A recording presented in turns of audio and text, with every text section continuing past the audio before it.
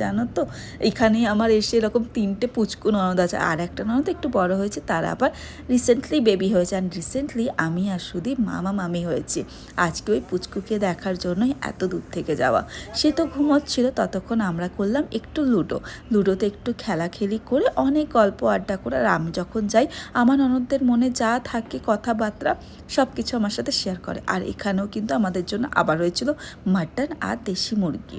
আর এই দেখো পুচকুর সাথে দেখা করলাম, ওর মুখটা রিভিল করলাম না, যতই হোক ও তো এখন একদমই ছোট, ওর সাথে দেখা করে খুব ভালো লাগলো। ছোটোবেলা থেকে মা মামির কাছ থেকে যে আদর পেয়েছি, আজকে মনে বুঝতে পারছি যে এই ফিলিংটা কেমন। আমাদেরও এখন অনেক দায়িত্ব আসতে চলেছে, আগেও ছিল, বাট হ্যাঁ এবার দায়িত্বগুলো একটু একটু করে বাড়ছে। তার মানে এটাই হচ্ছে যে আমরাও ধীরে ধীরে বড় হচ্ছি।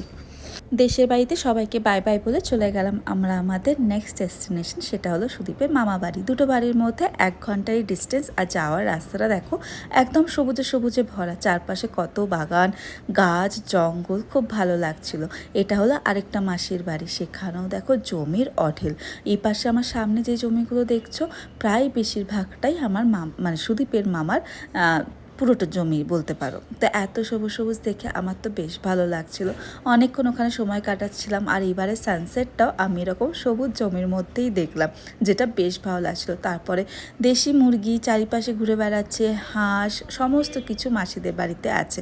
মাসিদের বাড়িতেই খালি না, ওখানে যে কটা গ্রামের বাড়ি সবারই মোটামুটি সমস্ত কিছুই আসে। আর গেস্ট এলে এই মুরগিগুলোকেই কিন্তু কাটা হয়। তো যাই হোক, এখানে আবার রতন অনেক কিছু চাষ করেছে, যে আমার দেওর হয়।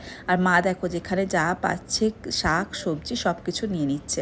আর মাসি এখানে চা মিষ্টি আর এই গুড়ের লাড্ডুটা দিয়েছিল, যেটা আমার খুব ভালো লাগলো খেতে। সেখান থেকে মামা বাড়ি গেলাম, মামা বাড়িতে আবার মামি এতগুলো পাঁপড় খাওয়ালো, আর অনেক অনেক আড্ডা দিয়ে অনেক ফল সবেদা সমস্ত কিছু নিয়ে ফিরলাম বাড়ি। অ্যান্ড বাবার যে জন্মদিনে গিফটটা বাকি ছিল সেটাও আজকে দেওয়া হলো। মা নিজের টাকা মানে টাকা জমিয়ে জমিয়ে বাবাকে একটা ফোন গিফট করেছে, আর আমরা দিলাম একটা ওয়াচ। ব্যাস এইভাবে দিনটা কেটেছিল আমাদের। আশা করি তোমাদের ভিডিওটা দেখতে ভালো লেগেছে, যেইটুকু পারলাম তোমাদের সাথে শেয়ার করার চেষ্টা করলাম। অ্যান্ড এই সুন্দর সুন্দর মুহূর্তগুলোকে আমার ফিডের মধ্যে একটু রাখার চেষ্টা করলাম। দেখা হচ্ছে নেক্সট ভিডিওতে। ভালো লেগে থাকলে প্লিজ যাওয়ার আগে চ্যানেলটাকে সাবস্ক্রাইব করতে একদম ভুলো না।